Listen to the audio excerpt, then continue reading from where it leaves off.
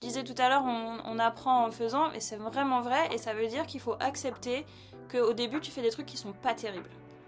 Tu revois deux ans, il y a 2 ans, et tu te dis, waouh, c'était pas très bien quand même. Mais bah, c'est pas grave. Et si, en fait, si tu pars du principe qu'il faut un truc parfait au départ, bah tu fais jamais rien parce que tu vois, tu te dis ah mais pour moi ça va être la honte. Mais si tu vois quelqu'un d'autre à côté faire ça, tu vas pas te dire ah bah la honte il a pas réussi. Jamais tu vas dire ça de quelqu'un d'autre. Donc pourquoi tu te le dis pour toi-même, tu vois? Bienvenue dans ce nouvel épisode de Fashion Career Stories. Mon nom est Lucas Silva Edwards et en tant que coach carrière spécialisé dans les métiers du luxe et de la mode, je vous accompagne dans la construction de votre parcours et transition professionnelle au sein d'une des industries les plus compétitives au monde. Une industrie où j'ai exercé pendant plus de 10 ans en tant que vendeur, chef de produit, coordinateur studio et plus récemment responsable du style homme au sein du Bon Marché Rive Gauche et coach carrière à l'Institut français de la mode. Pour vous aider, j'interviewe chaque semaine des professionnels du secteur de la mode et du luxe à différents moments de leur carrière. L'objectif étant de décoder les stratégies et tactiques qui leur ont permis de réussir, ainsi que les apprentissages qu'ils ou elles ont pu acquérir à travers leurs différentes expériences professionnelles. Mon ambition est que vous trouviez dans chacune de ces conversations de nouvelles sources d'inspiration qui vous permettront de mieux construire votre parcours dans l'univers du luxe et de la mode. Aujourd'hui, j'ai le plaisir de recevoir Ivan Jacob. Ivan est connu pour son compte Instagram et livre Sapé comme jadis, ainsi que pour ses interventions sur Europe 1. Fan d'histoire et de mode, Ivan aime partager sa passion et nous raconte des anecdotes et des moments d'histoire oubliés, drôles et parfois incongrus. Plus récemment, elle a écrit le livre de l'exposition Gold du musée Saint-Laurent et a animé une série de conférences sur les années Palace et la place de l'or dans les créations de Saint-Laurent. Vous pouvez donc la retrouver sur son compte Instagram @sapé comme jadis, SAPE-COMMEJADIS,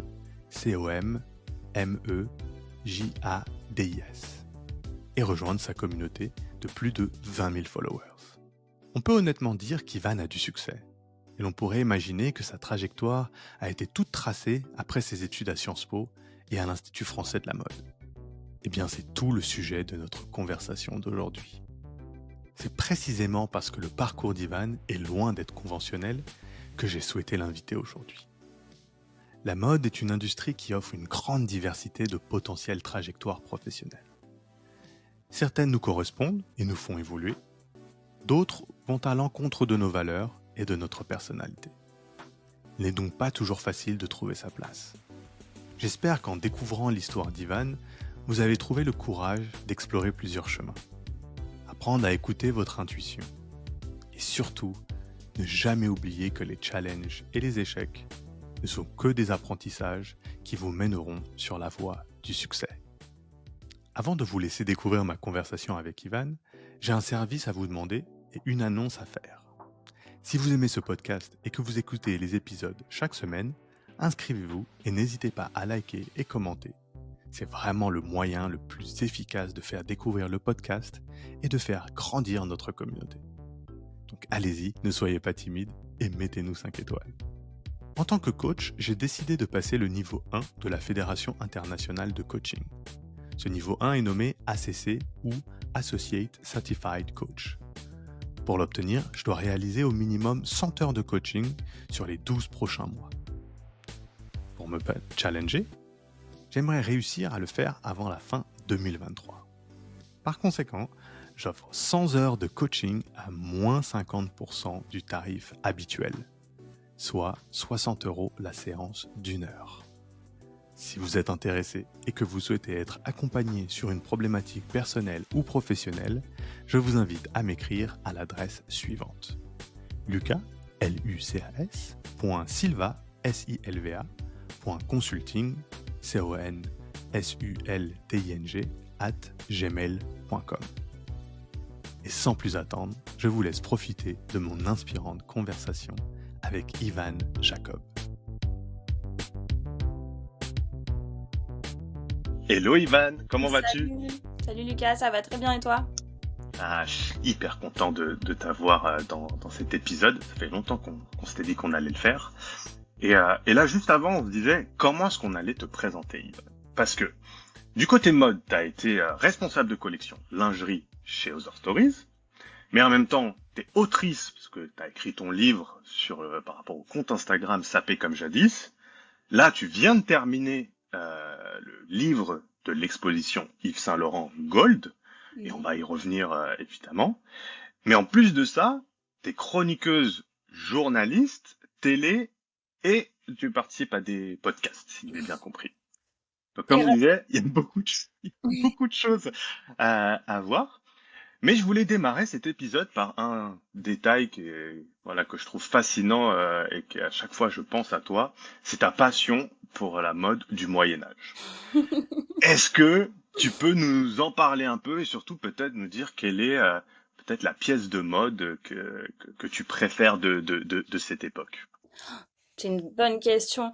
C'est clairement le pourpoint.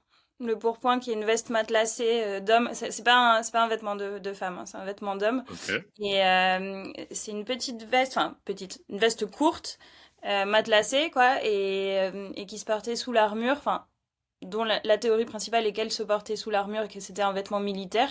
Il y en a quelques pièces qui ont été conservées, deux ou trois. Il y en a un au musée des Arts Déco, je crois, à Paris. Et, euh, et en fait, je sais pas si tu te rappelles du défilé Céline à Chambord, là, il y avait des sortes de Il y pourpoints avait ça. Ouais. revisités. Je trouve ça trop stylé. Je trouve que vraiment, on devrait tous porter des pourpoints hein, aujourd'hui. Ok. Prends note. Pourpoint la saison prochaine, la nouvelle tendance. Notez bien. Ouais, s'il vous plaît, les directeurs artistiques. Mais ouais, Génial. c'était. En fait, c'est vraiment. Même quand je suis entrée à l'IFM, quand j'ai passé le concours de l'IFM, j'ai eu comme sujet peut-on légiférer en matière de mode? Et c'était clairement un sujet sur la contrefaçon. Et moi, j'ai fait vraiment 25 minutes sur les lois somptuaires de l'Ancien Régime et ils étaient tous de quoi? Pourquoi? Genre, vraiment 20 minutes Complètement. là-dessus, c'est trop long. Mais bon, ça a marché quand même. Et cette passion, en fait, d'où elle te vient? En fait, ça a toujours été là ou? Ouais, je sais, c'est vrai que je sais pas trop. C'est une passion pour l'histoire au départ, hein, Ok. davantage que pour la mode. Mais je pense que ça remonte à l'enfance. Je sais pas, j'ai toujours été passionnée par les châteaux.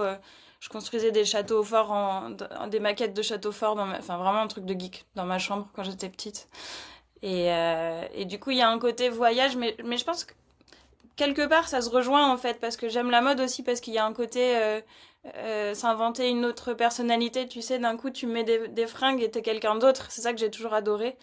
Et le Moyen Âge, c'est un voyage, enfin c'est plus que de l'histoire, c'est carrément de la fiction pour moi, parce que c'est tellement loin de nous. Et donc il y a ce côté voyage qui fait rêver, quoi. Enfin, qui me fait rêver. J'entends que ça fait pas Est-ce rêver que tout le monde. t'as, est-ce que t'as un souvenir en particulier, peut-être d'un endroit que t'avais visité, un film que t'avais vu, qui t'a Ah oui, vraiment un marqué? film. Un film. Ouais. Et en plus les costumes sont nuls. Parce que j'en ai parlé récemment avec des gens qui font du cinéma, ils m'ont dit mais les costumes sont horribles. C'est Lancelot avec Richard Gere et Sean Connery. Et j'étais vraiment très amoureuse de Sean Connery dans ce film et je comprenais pas pourquoi Guenièvre se barrait avec Lancelot qui est Richard Gere.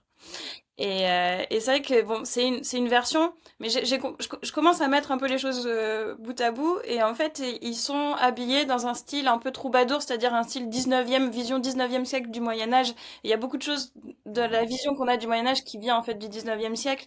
Et, euh, et je trouvais qu'il était formidable, Sean Connery, dans sa espèce de surco là, avec des Ouais. armoires. Voilà.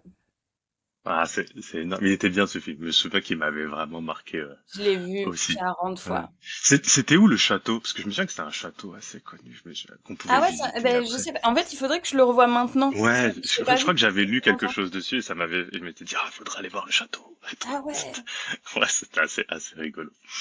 Et du coup, cette passion pour l'histoire, comment est-ce que tu l'as développée, peut-être dans ton enfance, tes études? Est-ce que ça a été une sorte de fil directeur pour toi? Bah, en fait, pas assez parce que après j'ai été un cancre à l'école et du coup j'ai pas du tout assez travaillé et quand je suis arrivée en prépa après mon bac, Bon, bah, du coup, j'étais vraiment très nulle. Enfin, j'étais vraiment nulle par rapport aux autres. J'étais très en retard sur tout, et notamment sur l'histoire. Et le décalage, il a été vraiment difficile pour moi. Et je me suis dit, non, mais en fait, j'arriverai pas à rattraper tout ce retard. La, la- la façon dont on travaillait l'histoire, j'étais en Hippocagne, euh, c'était très. C'était pas du, je sais pas comment dire, c'était pas du récit en fait, c'était vraiment c'est le travail des sources, enfin le vrai travail d'historien en fait, le travail sur les sources primaires, des choses qui sont assez ardues, et je me suis dit non mais j'ai pas du tout le niveau. Je vais passer les concours de Sciences Po, et j'avais en tête qu'à Sciences Po on faisait beaucoup d'histoire, ce qui est complètement faux, on fait très peu d'histoire, et l'histoire qu'on fait est très contemporaine, donc en fait c'est pas ce qui me passionnait. Et donc il y a eu toute une partie comme ça où j'ai mis ça de côté. Et puis c'est revenu plus tard, et notamment au moment où j'ai passé le concours de l'IFM, où je me suis dit, mais en fait, ça me passionne, mais l'aspect plutôt récit, parce que moi je travaille pas du tout, je suis pas historienne, je travaille pas sur les sources primaires, donc, mais je me suis dit, l'histoire de la mode, elle est très peu racontée, et finalement j'en connais assez peu, et les gens autour de moi en connaissent assez peu aussi. Et donc j'ai envie de raconter cette histoire qui est assez méconnue. Et puis j'avais cette idée de... Moi je venais de Sciences Po, et quand je suis partie à l'IFM, les réactions étaient quand même assez mitigées. Les gens disaient ah bon tu veux faire de la mode, mais... Enfin ça faisait pas sérieux. Et puis après les gens de la mode connaissaient pas tellement l'histoire, et ils étaient intéressés mais ils savaient pas trop comment. Et j'avais envie de rejoindre ces deux groupes autour De d'un mots. thème. Avant de suivre un peu sur cette idée de comment connecter, est-ce que tu peux juste nous redire un peu comment est-ce que tu as choisi d'aller justement en Hippocagne? Parce que on se dit, voilà, si on a des notes un peu moyennes, prépa Hippocagne, ça semble quelque chose, en tout cas de l'extérieur, hyper difficile, d'élite. Quand on entend Sciences Po, pareil. C'était quoi un peu la façon de penser de tes choix d'études? Euh, En fait, c'était clairement un truc familial, parce que mon frère, mes cousins, tout le monde était allé en prépa, alors pas en Hippocagne, mais en prépa école de commerce ou scientifique. Et c'était un Mhm. peu, on attendait la même chose de moi. Donc au lycée, j'avais à peu près sauvé les meubles, et puis j'étais en L, j'ai un bac L, donc bon voilà, c'était pas trop difficile. Je suis arrivée un peu comme ça en prépa, j'ai été prise, et dans ma tête je me disais de toute façon je vais rester 2 semaines, je ferai plaisir à ma famille, et puis j'irai à la fac fumer des joints avec mes copains.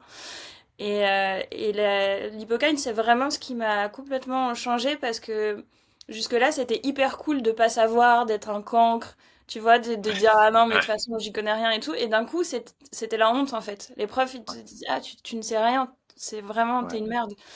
Et du coup, ça m'a vraiment tombé dessus comme ça, de me dire, mais oui, en fait, être un culte, c'est pas du tout cool. Enfin, je me suis fourvoyée pendant des années.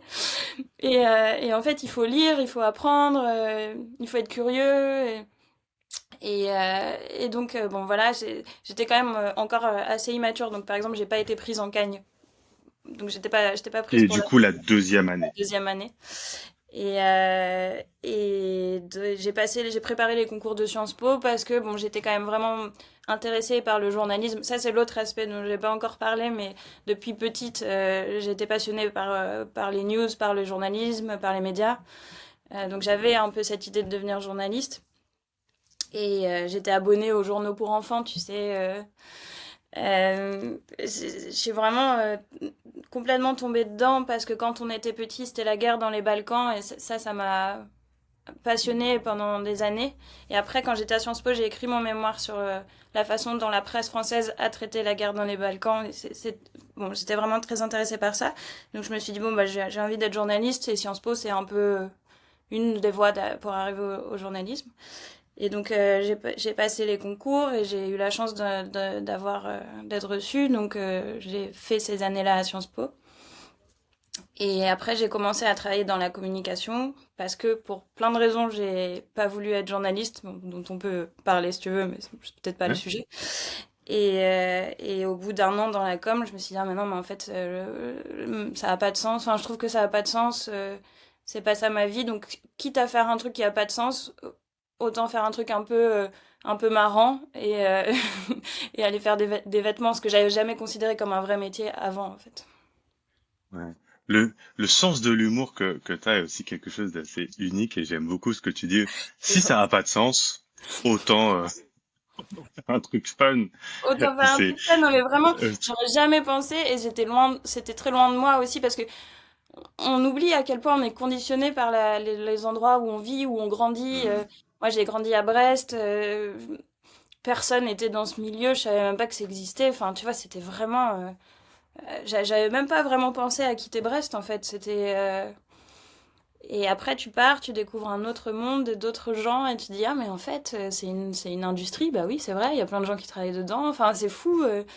Et même, je sais pas si c'est pareil pour toi, mais pendant l'IFM, je comprenais pas encore quels étaient les métiers. Ça c'est venu vraiment après, en faisant des stages et en commençant à travailler, quoi. c'est vrai que ça, c'est la partie la plus difficile, c'est quand on découvre l'industrie et qu'on découvre vraiment les métiers, tous les métiers, la Tous les diversité métiers. qui existent et après entre le positionnement des marques, entre si c'est fait en France, à l'étranger, Ouais, c'est la distribution, la logistique, enfin, on découvre vraiment un écosystème, ouais, vraiment c'est c'est fou. derrière, comme un spectacle, là. On découvre tout ce qui existe C'est vrai. derrière le Behind spectacle the scene. et ouais, c'est un peu ça. Et même dans une Euh, maison, dans un studio, enfin, les postes qui parfois ça paye pareil, recouvrent mhm. pas du tout les mêmes réalités, c'est fou. Ça, c'est assez fou. Pour terminer un peu sur cette première partie un peu étude, qu'est-ce que t'as retenu justement de la Cagne? Qu'est-ce que ça t'a appris grosso modo? Et pareil, Sciences Po, c'est quoi les deux trois éléments que vraiment qui ont été fondamentaux de ces deux expériences? Hum, Bah justement, à être curieuse, à essayer d'apprendre le plus possible de choses, à essayer de fouiller et même des choses qui te paraissent pas évidentes parce que on te dit un peu qu'il faut avoir un parcours, tu vois, qui se construit de manière, Mm. comment dire, cohérente. Ouais. On dit, ah, mais après, quand tu chercheras du travail, il faut qu'on voit que t'aies fait ça et ça et ça et ça. Et moi, je trouve qu'au contraire, ça m'a appris à aller dans tous les sens. Et ça, c'est vraiment le truc que je retiens. Et après, quand je suis entrée à l'IFM, j'ai rencontré Lucas Delattre, qui est le directeur de la communication et qui était notre prof de communication aussi. Et il a ce truc de dire, bon, bah, ok, c'est une école de mode, mais il faut apprendre plein de choses, il faut être curieux de tout, il faut lire toute la presse, enfin, dans la mesure du temps disponible, mais essayer Ouais. de, en fait, quelque chose qui apparemment n'a aucun rapport avec ce que tu fais, et bah, tu tires les fils et puis tu peux tomber sur des choses. Et après, c'est ça qui fait la richesse d'un profil, où tu es capable de. Tu vois, tu as une culture générale et large, tu es capable de rebondir sur plein de choses, ça te fait penser à des trucs. Et c'est vraiment, c'est loin du côté utilitaire, va dans cette voie et fais que ça. Et ça existe énormément et ça existe beaucoup dans la mode aussi. Ça, c'est terrible. Quand t'es chef de produit chaussures et qu'on te dit, ah bah non, bah tu vas faire de la chaussure toute ta vie. Non, c'est pas du tout vrai. Mais ça, quand j'ai commencé, je savais déjà que c'était pas vrai. Je me disais, mais ils sont fous en fait. Ils sont fous. Je vais pas faire ça, je vais pas faire que ça. Ça n'a aucun sens. Ouais. Et c'est vrai que c'est très dur ce côté label, direction utilitaire, parce que moi qui travaille beaucoup sur les carrières et comment construire sa carrière, c'est vraiment un équilibre entre essayer de donner de la cohérence Ouais, à son projet, tout en étant suffisamment curieux pour en fait créer plein de projets différents ouais, avec la même histoire. Et en fait, la cohérence, c'est presque du storytelling. C'est toi ouais. qui décides de mettre la lumière sur certains Exactement. éléments Exactement. alors qu'on veut justement que ça soit le plus cohérent possible et du coup on sort pas du cadre. Mm. Alors que c'est d'abord on a plein d'ingrédients et ensuite on raconte l'histoire qu'on veut. Et c'est pas l'inverse. Et Bah ça ouais. c'est très très dur parce que c'est pas ce que les parents, c'est pas ce que la société ou même les écoles nous apprennent puisque eux leur système il est plus voilà un peu usine quoi. On a un produit, on le sort et voilà, faut que ça rentre dans les cases Faut que ça rentre du dans les client cases. qui s- Ouais. Hmm, Et puis ça, trouver un emploi, parce qu'on est tellement stressé au début de se dire mais ça. il faut que je trouve du travail en fait. Et c'est vrai que c'est vraiment ces années-là, moi je trouve qu'elles sont vraiment pas faciles. Tu sais pas où tu vas, tu sais à moitié quitter.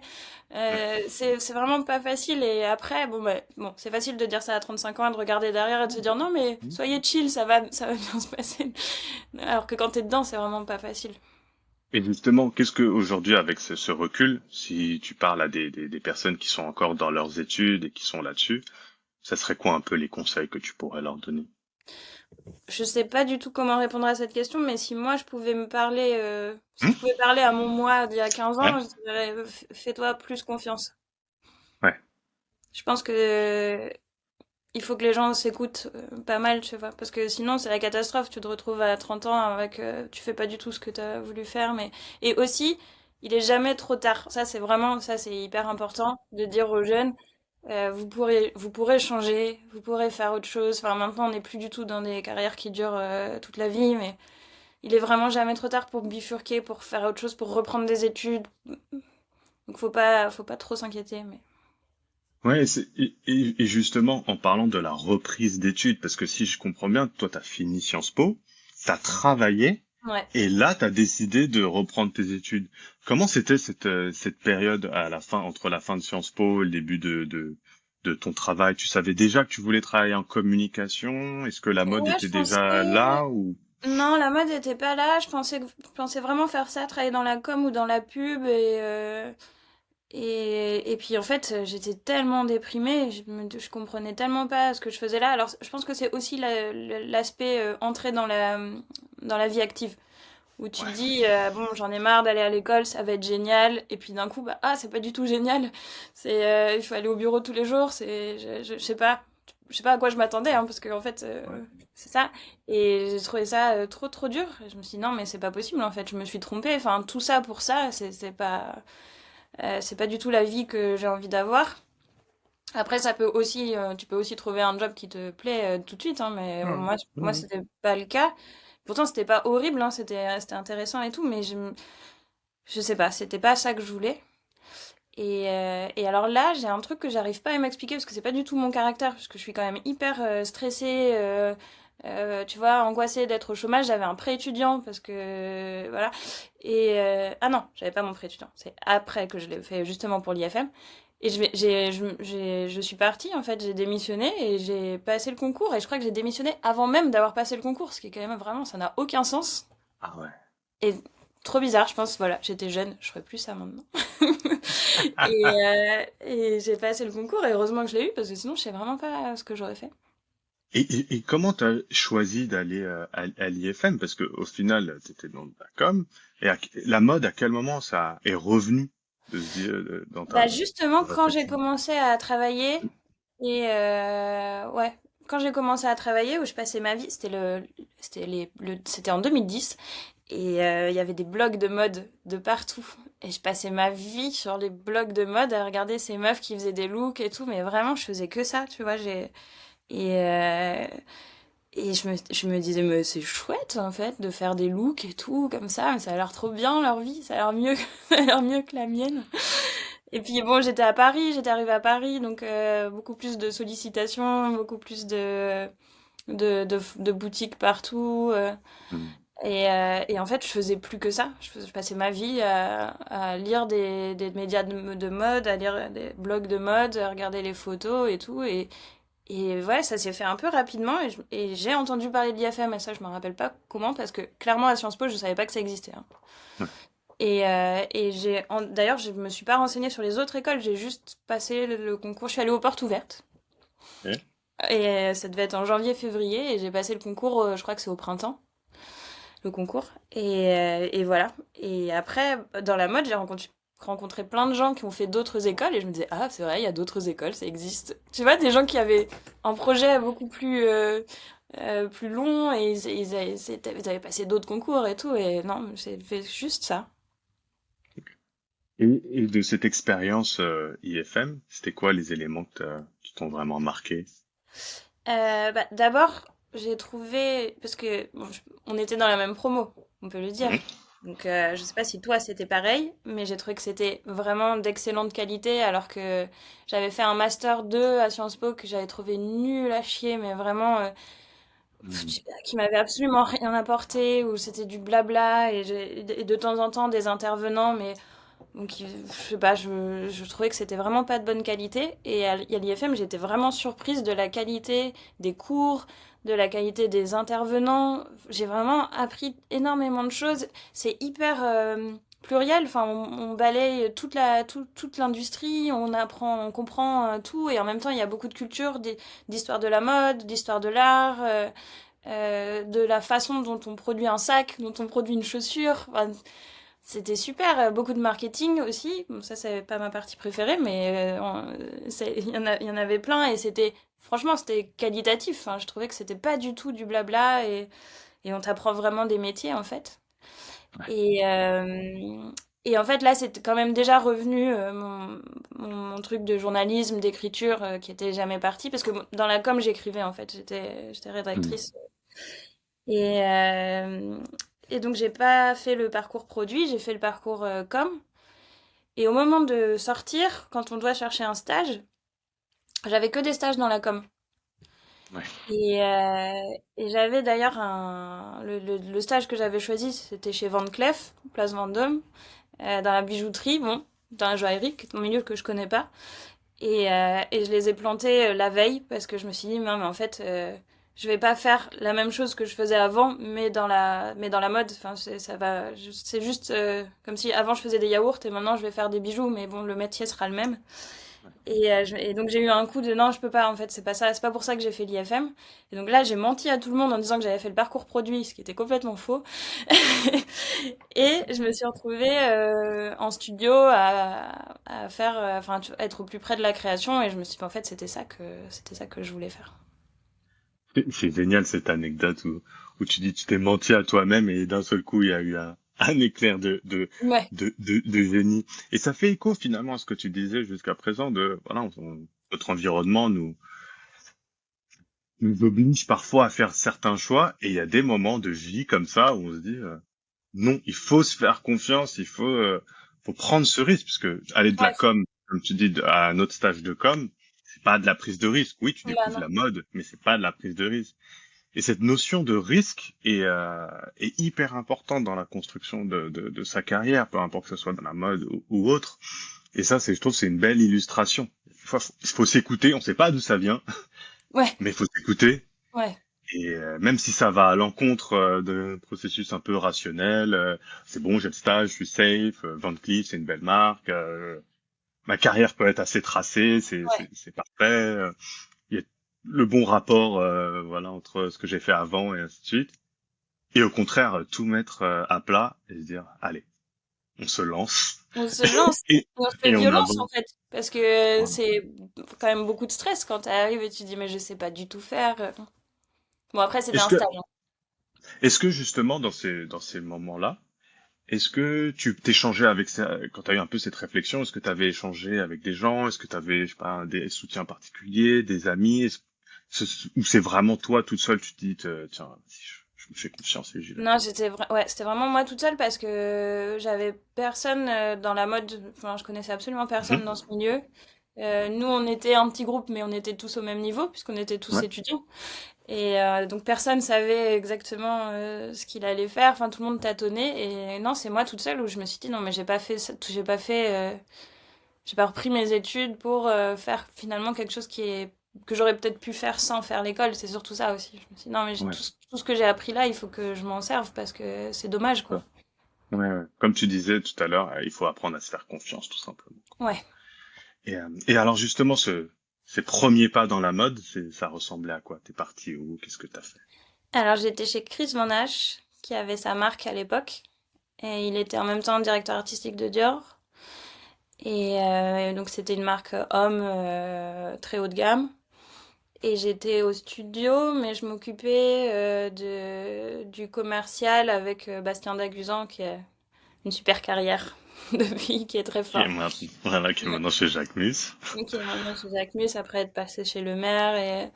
Et donc il savait déjà, il avait déjà une idée assez précise de comment on construit et développe une marque. Donc c'était passionnant de travailler avec lui, de le voir faire. Il est vraiment très très talentueux. Et je m'occupais, c'était un poste, bon, c'était une petite équipe, hein, on devait être 10, et c'était un poste un peu bâtard entre la relation avec les boutiques, Mhm.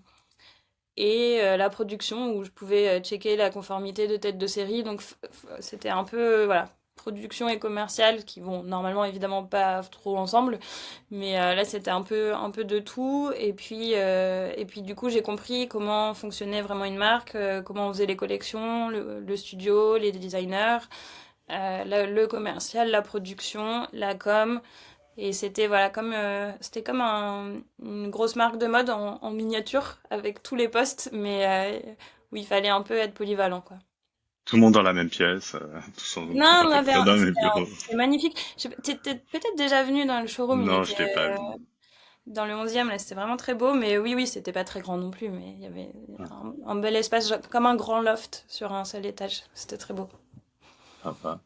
Et pour ceux qui connaissent pas trop justement cette partie commerciale, production, qu'est-ce que tu fais dans la partie commerciale et ça veut dire quoi, checker une tête de série par exemple?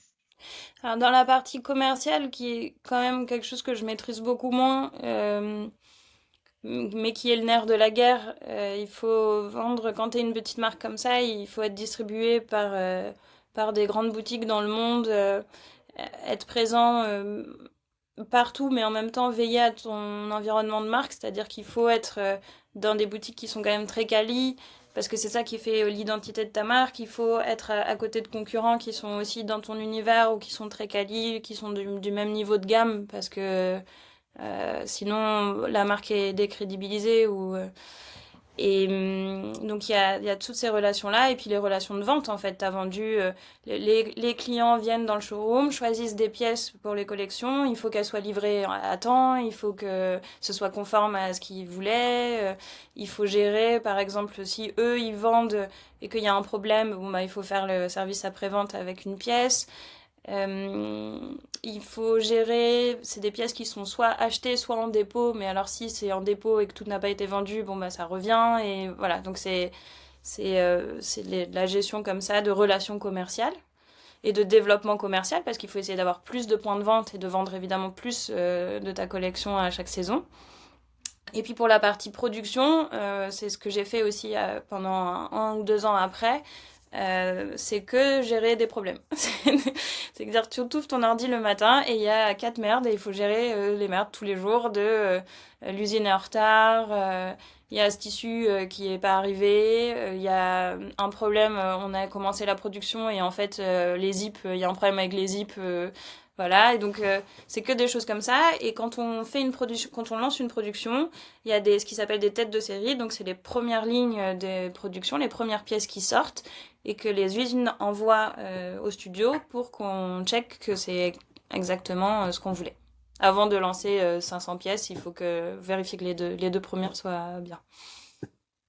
Ah, c'est hyper précis et ça donne une bonne vision sur la partie commerciale, production, parce que c'est vrai que souvent ces parties-là, on les voit pas, nous, en tant que clients. On voit la Mm. boutique, on voit l'image, mais on voit pas ces deux éléments qui sont, comme tu dis, le nerf de la guerre, quoi.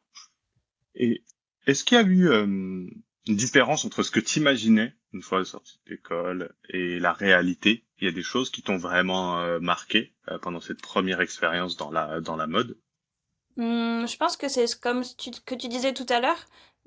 On n'imagine pas le nombre de métiers qu'il y a. En fait, j'avais jamais pensé à comment ça fonctionnait vraiment une production, tu vois, en usine. Et Mhm. tu te dis, ah mais oui, mais c'est vrai, il faut quelqu'un qui s'occupe de ça, il faut quelqu'un qui s'occupe de ça, il faut vraiment cette transformation du dessin jusqu'aux vêtements et tous les gens qui travaillent à ça, ça m'a fascinée. Et je me dis souvent, c'est fou parce que moi j'ai connu ça que avec Internet et je sais pas comment ils faisaient avant. C'est fou. Je pense qu'ils devaient tout le temps partir avec leur petit patron en usine, lancer, tu vois, un développement, revenir après. Après, devoir faxer les commandes, je sais pas comment ils faisaient, mais c'est déjà tellement le bordel. Et Avec Internet. avec Internet, c'est fou. Mais ouais, ça c'est passionnant de faire que l'idée sur le dessin devienne un vêtement. Comme la mode est souvent mythifié, enfin glamourisé. On a l'impression que c'est un mec qui fait ça comme ça, et puis après, hop, on prend un mannequin, on drape le truc, on fout 3 épingles, et puis voilà. Mais non, Et après, pas ça ça. part sur le runway directement. Exactement. Et ben non, c'est un autre délire la production. Et alors après, comment est-ce que tu as construit le reste de ta carrière dans la mode? Parce que là, c'était ton stage de fin d'études. Ouais. Et- Alors je pouvais rester chez Chris Van Nash, mais j'avais eu une autre proposition pour une marque de streetwear qui s'appelait BWGH et qui était super à la mode à ce moment-là, qui faisait des pulls en bouclette avec écrit Brooklyn parle français. Et c'était vraiment une start-up. Et bon, j'aimais bien ce produit-là, ça me faisait marrer. Et ils cherchaient quelqu'un pour gérer la prod, justement. Mhm. Et, et là, bah pareil, c'était le grand saut dans l'inconnu, parce qu'on avait tous moins de 25 ans. Moi, je savais pas du tout faire. Et il a fallu voilà, gérer des prods. Mais en fait, c'est marrant comme les choses arrivent un peu par hasard. C'est-à-dire que le mec qui gérait la com chez Chris Van Nash était arrivé avec un pull Brooklyn Parle français. Je me suis dit, ah, il est trop cool ce pull. Il y avait eu des ventes privées. J'étais allée au bureau, j'avais rencontré les gars. Il m'avait dit, bah, on cherche quelqu'un. Enfin, il y a plein de choses qui arrivent un peu comme ça par hasard, quoi. Et donc, bon, j'avais dit super. Et avec eux, je suis beaucoup allée en usine, à la fois en Asie et en Turquie. Et donc, j'ai beaucoup commencé à travailler avec les usines. Et après, plus tard, j'ai postulé pour une autre offre. Et les usines étaient en Turquie et en Asie. Et du coup, ils se sont dit, ah bah super, elle sait faire. Et j'ai été prise comme ça. Et ça, c'était chez Yves Salomon, qui est un des derniers grands fourreurs de Paris. Et je me suis occupée de la collection homme, mais là, du coup, vraiment au studio et du développement de collection. Donc c'est là que j'ai commencé le développement de collection à proprement parler, c'est-à-dire que la production, c'est gérer une collection qui a déjà été dessinée, qui a déjà été définie et qu'il faut transformer en vêtements. Enfin, non, c'est déjà un vêtement en fait, puisque le studio a déjà fait des protos et après, il faut le produire en plus grande quantité. Tandis que le développement de collection, c'est vraiment décider avec un designer d'une collection, d'un certain nombre de pièces, de choisir les dessins, etc. Et faire des prototypes de ces vêtements-là. Et C'est alors là, l'étape c'était... avant la production, du coup. Ouais. Et ça, c'était vraiment passionnant parce que chez Yves Salomon, c'est des matières, donc c'est de la fourrure et beaucoup de cuir, pour l'homme plus de cuir que de fourrure. Et c'est vraiment de la recherche et du développement avec des trucs très très techniques. Donc j'ai pas dormi pendant 6 mois parce que c'était horrible. En fait, il fallait tout apprendre d'un coup et il fallait sortir une collection et c'était vraiment super super dur. C'était je pense que c'était le plus gros challenge que j'ai eu dans ma carrière parce que c'était hyper stressant. Je connaissais rien. C'était vraiment dur. Mais j'ai appris vraiment énormément aussi avec un super designer. Et donc là, j'ai vraiment. Tu veux que je raconte un peu ce que c'est peut-être le travail de Ouais, peut-être, responsable effectivement. de C'est vrai que c'est collection. tellement particulier, ouais. En fait, le responsable de collection doit créer une collection avec un objectif qui est de vendre le maximum de pièces ou en tout cas que cette collection rencontre le mieux possible les acheteurs.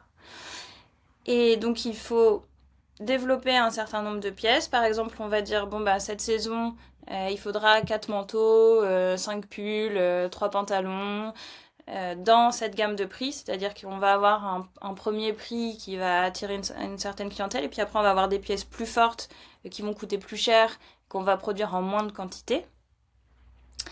Euh, le designer commence à dessiner. Le responsable de collection lui apporte des infos, des datas, soit de la compilation de défilés pour voir pour voir les tendances, etc. Mais aussi beaucoup d'analyses de vente des saisons passées en disant bah voilà ça a fonctionné, ça a pas du tout fonctionné, faut qu'on essaye d'aller dans cette direction. Cette saison on a aussi envie de miser là-dessus, donc il faut essayer de faire plus de manteaux courts, enfin je dis n'importe quoi, il faut faire des vestes courtes parce qu'on est plus là-dessus, le long c'est un peu terminé et tout ça. Des Et pourpoints. oui, bah ça, personne n'en veut de mes idées de peau. Et le designer dessine et te propose des dessins et des sketchs, quoi. Et toi, tu dis, bah, ça, c'est super, ça, j'aime bien, mais il faudrait le retravailler d'une certaine façon. Ou ça, c'est vraiment très excentrique, j'y crois pas, on n'y arrivera pas, enfin, tu vois. Et il faut trouver un équilibre entre ce qui est commercial, ce qui est un peu plus pointu, essayer de trouver ce qui va plaire aux gens qui veulent un truc assez classique et des gens qui cherchent un... Et puis, il faut faire des pièges images qui vont aussi attirer l'attention sur la collection. Et donc voilà, c'est tout ça.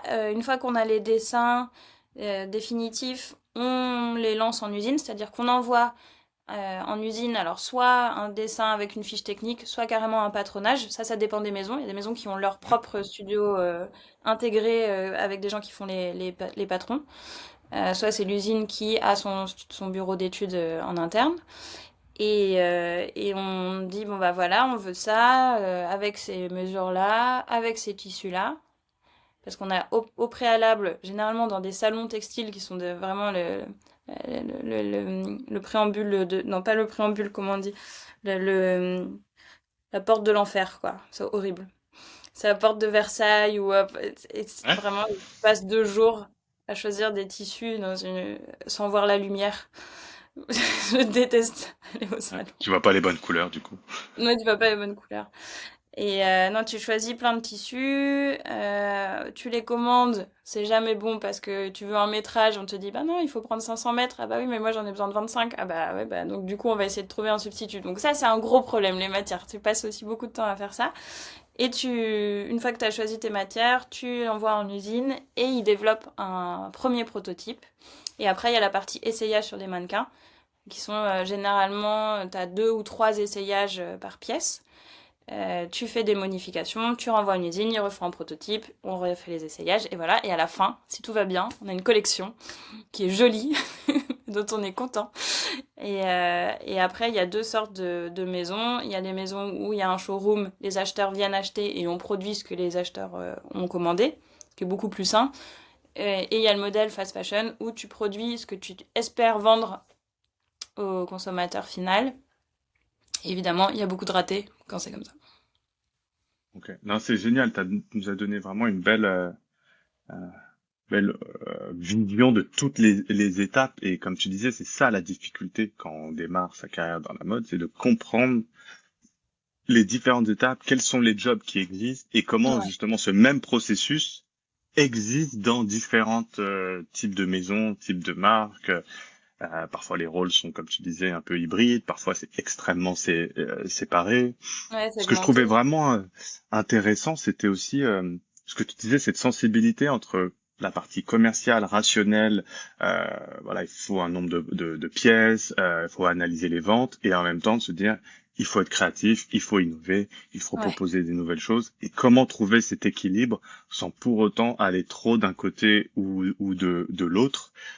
Et ça, c'est vrai que c'est l'école peut pas t'apprendre tout, t'apprends la Non. technique, mais ça, au final, on parle de confiance en soi. Bah, c'est aussi ça, en fait. C'est apprendre à connaître son intuition et se dire, moi, je crois en ça, et au fur et à mesure, ça Ouais, s'affine.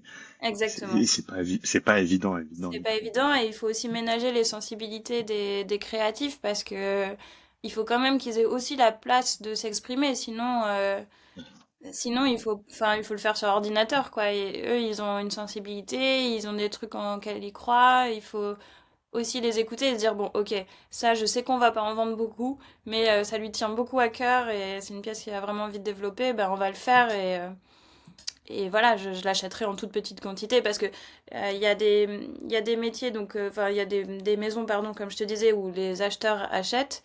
Et après, quand une pièce n'a pas été beaucoup achetée par les acheteurs, bah, elle est supprimée de la collection, en fait, c'est très simple.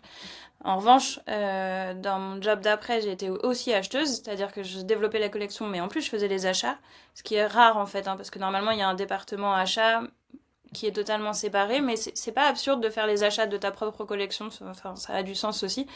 Et je me disais, bon, bah, j'achète un tout petit peu, mais c'est cool d'avoir cette pièce-là parce que voilà, pour le designer, c'est cohérent. Il a créé une collection qui lui ressemble, en laquelle il croit, et ça le motive aussi pour plus tard parce que si tu dis non tout le temps, et que tu dis non, bah non, en fait, on va faire ce pull-là parce qu'il a marché la saison dernière et puis on va le faire en 8 couleurs et on va le mettre sur des racks à l'entrée de la boutique, bah, c'est vraiment la déprime, quoi. Ouais. Et là, de cette expérience, qu'est-ce que tu retiens le plus finalement? Bah, c'est difficile parce que ça a été quand même vraiment beaucoup de souffrance et en même Mm. temps beaucoup d'apprentissage. Ça s'est bien fini. Je suis con- je suis contente parce que la collection homme a super bien marché et puis c'est un marché qui est assez porteur aussi, donc c'était chouette de faire ça. Ouais. Mais, euh, mais c'était, ouais, enfin, faut se lancer, je dirais, tu vois. Faut y aller et puis, Ouais, sur et la ligne directrice, se faire confiance et y aller, quoi. ouais. Et puis tu vois, comprendre qu'on peut apprendre en faisant. Ouais, Ça vient ça en c'est faisant. difficile. Mm. C'est justement, comment est-ce que tu disais que ça a été voilà l'expérience la plus difficile que tu eue en termes d'apprentissage, en termes de challenge, de deadline, j'imagine Ouais. également.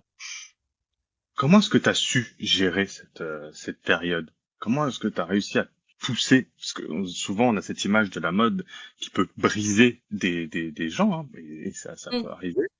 Mais justement, comment est-ce que toi, t'as su aller au-delà et ne pas te laisser voilà, briser, enfoncer par tout ce stress, cette pression Alors, il y a externe et deux interne, choses. j'imagine.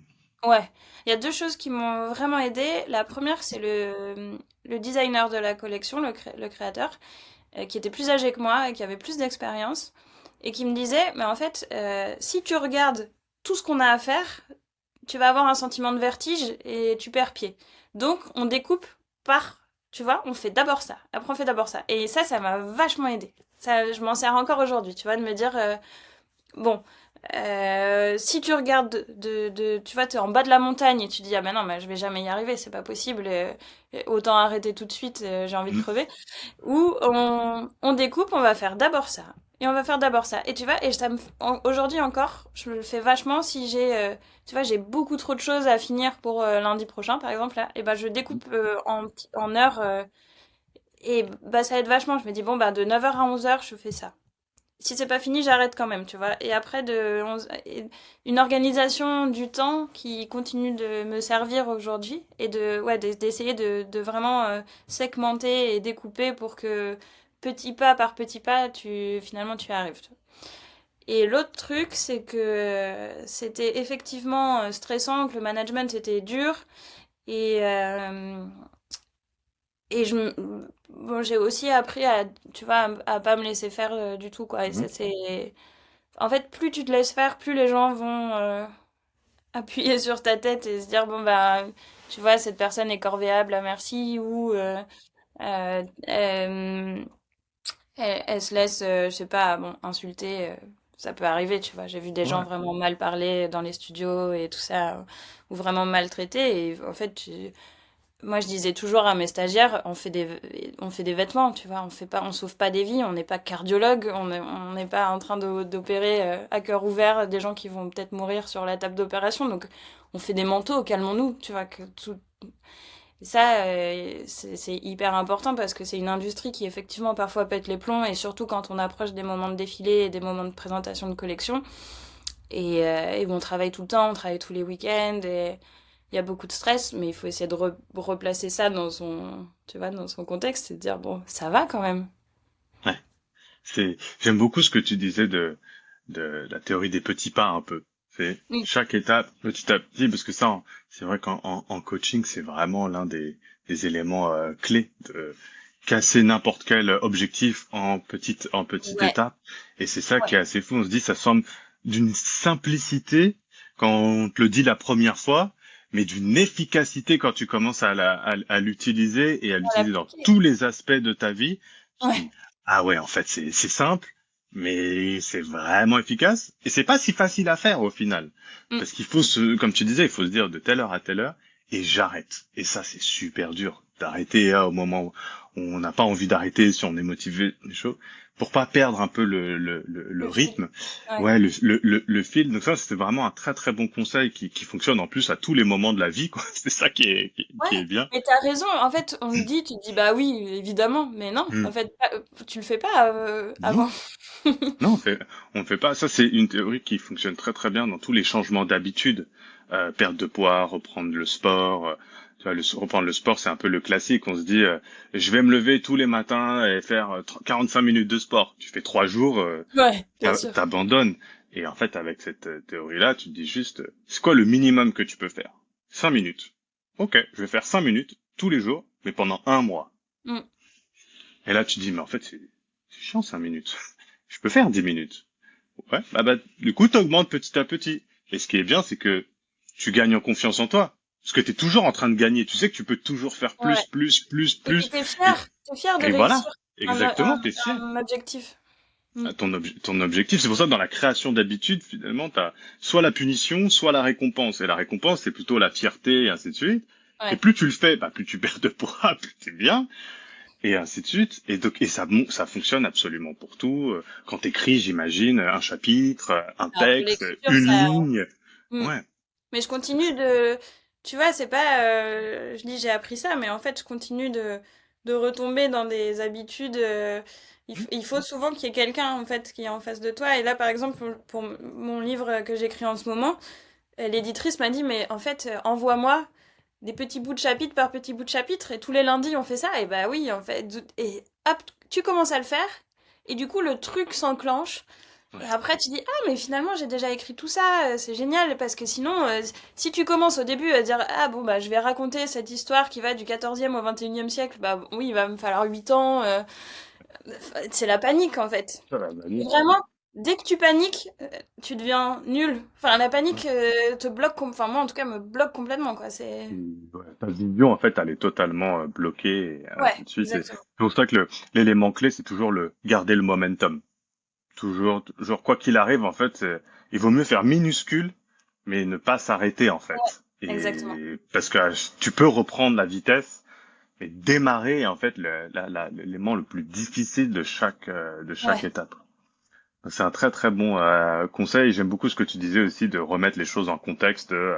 Moi, une de mes maîtres de stage me disait, voilà, on sauve pas des bébés phoques tranquille, quoi. On est, comme tu dis, on fait de la chaussure, on fait du manteau et la mode a pris tellement d'importance, c'est lié à l'image, il y a une Mm. telle aura que, en fait, ça devient, on est trop attaché, trop proche et on se rappelle pas que, comme tu disais, les choses n'ont pas de sens, donc autant faire un truc fun, quoi. Ouais, c'est ça. C'est pas grave. Et ça, C'est, j'en ai beaucoup parlé en écrivant justement le livre sur Saint-Laurent, le catalogue de l'exposition. J'ai parlé avec tous les gens qui étaient amis avec lui dans les années 60, avec Paloma Picasso, qui lui a inspiré la collection 71, là, parce qu'elle s'habillait aux puces et tout. Et elle me disait, mais dans les années 70, dans la mode, il y avait une insouciance incroyable, parce qu'il n'y avait pas les enjeux commerciaux d'aujourd'hui. Enfin, en tout cas, il y avait beaucoup moins. Donc elle disait, mais quand même, on s'amusait, quoi. Et je pense qu'il y a beaucoup de maisons qui ont perdu de ça, parce que les enjeux sont énormes. ouais, ouais, effectivement. Et alors, après Salomon, tu disais du coup que tu étais parti dans une autre entreprise avec un autre modèle. Donc Oui. comment c'était cette expérience et qu'est-ce que tu faisais? Alors c'était donc chez Another Stories, ce qui est la marque plus haut de gamme du groupe H&M. Mhm. Et donc Stories avait ouvert, je pense, en 2013 à Paris. Et moi, j'y allais beaucoup comme cliente à l'époque où j'achetais encore des vêtements de première main, ce que je fais plus du tout aujourd'hui. Mhm. Pour moi, c'était la révélation. Je me disais, mais c'est génial, il y avait ce créneau qui n'était pas occupé dans le milieu de gamme, milieu haut de gamme, hyper créa. C'était très pointu au départ. Ils avaient recruté que des designers qui venaient du luxe, qui faisaient des choses vraiment... les premières chaussures que j'ai de chez Another Stories, c'est vraiment c'est du délire en termes de créa, tu vois, c'est des choses vraiment qu'on voyait nulle part ailleurs et en même temps c'était accessible. Ouais, Donc c'était quasiment des trucs de designer indépendants mais à des prix accessibles et tout et je trouvais ça vraiment formidable et donc je voulais absolument travailler là-bas et il y avait une offre d'emploi qui était un CDD, donc encore prise de risque. Je suis partie même si c'était un CDD. Mhm.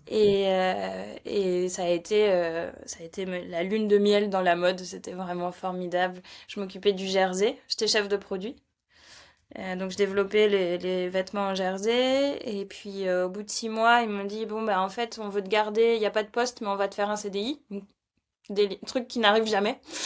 Et donc ils m'ont fait un CDI quand bien même il n'y avait pas de poste. Il y a une fille qui est tombée enceinte, qui est partie en congé mat, donc je l'ai remplacée en tant que responsable de collection cette fois. Et là c'était de la maroquinerie, et ça c'était génial aussi. J'avais fait du jersey, je suis partie à la Maro. Quand elle est revenue, ils m'ont dit bon bah tu vas rester responsable de collection, on va pas te faire revenir chef de produit. Mais un peu, bon, bah, choisis, tu vois, est-ce que tu veux faire du prêt-à-porter, est-ce que tu veux faire de la lingerie parce qu'il y avait le poste de lingerie à ce moment-là. Et donc, j'ai pris la lingerie parce que moi, j'adore être autonome, j'adore faire mon truc dans mon coin et c'était plus un peu sous les radars que le prêt-à-porter qui est quand même le nerf de la guerre pour cette entreprise. Et donc, j'ai fait la lingerie et je connaissais pas du tout la lingerie non plus. Et tu vois, c'est quand même décloisonné comme truc. Tu peux bouger, contrairement à ce que je racontais au départ, ou dans, tu sais, après les premiers stages, ou quand tu postules à des trucs, on me dit, ah, mais vous avez pas fait de chaussures, ou vous avez pas fait ça. Ben non, nous, on veut. J'avais même postulé une fois, je sais plus quelle était la marque, mais c'était les ceintures, tu vois. Et genre, il fallait avoir fait de la ceinture. Ah, mais mec, quand même, il y a peu de chances de trouver quelqu'un qui a fait de la ceinture avant. Hermès. Précisément. Ouais. Et en même temps, c'est des métiers où il faut avoir une connaissance technique. Je dis pas du tout le contraire, mais juste tu peux l'apprendre et tu peux l'apprendre. Ça met pas 6 ans en vrai, tu vois. Tu peux avoir les bases rapidement et puis après t'apprends t'es formé aussi, hein, bah t'apprends en faisant quoi. Est-ce Et, que c'est culturel, tu penses, aux entreprises? Parce que finalement, c'est je sais pas, il y scandinave. a toujours les gens disent Et- toujours ouais, les gens disent toujours ah c'est très français. Ouais. De mettre les gens dans des cases et tout, et je sais pas, parce que je connais pas assez comment c'est ailleurs, mais peut-être parce que c'est scandinave, oui, ils ont plus ce truc de tu peux bouger, t'es pas coincé dans une case. C'est beaucoup moins hiérarchique, en tout cas en apparence, que les entreprises françaises, donc c'est beaucoup plus tout le monde discute avec tout le monde et tout le monde contribue au choix. Bon, c'est moins hiérarchique en apparence, mais ça l'est quand même en fait. Faut pas non plus croire que c'est open bar et que la hiérarchie n'existe pas. C'est juste que formellement ça se traduit moins parce que les entreprises françaises de mode sont quand même extrêmement basées sur cette hiérarchie avec Ouais. des rôles précis et c'est difficile d'en sortir. Donc là, tu as l'impression que c'est plus friendly, alors que en fait, bon, il y a quand même complètement une hiérarchie. Mais en tout cas, dans le travail au jour le jour et dans le rapport avec les autres, c'est plus convivial, quoi. Ouais. Il y a un élément que tu as dit que je trouvais intéressant, c'est voilà, moi je me connais, j'aime bien être dans mon coin autonome. Du coup, j'ai choisi la lingerie. Et ça, c'est vrai que c'est un point souvent qu'on ne pense pas, mais c'est apprendre à se connaître en fait, apprendre Ouais, comment, dans quel environnement on aime travailler, quelles conditions. Et parfois, c'est pas toujours le poste ou la catégorie de produits qu'il faut chercher, c'est le bon environnement où on exactement. va pouvoir se donner le meilleur de soi-même. Mais ça, il faut se connaître et il faut expérimenter pour découvrir ça aussi. Mais c'est un Ouais. des éléments qu'on oublie souvent, en fait, dans les choix de carrière.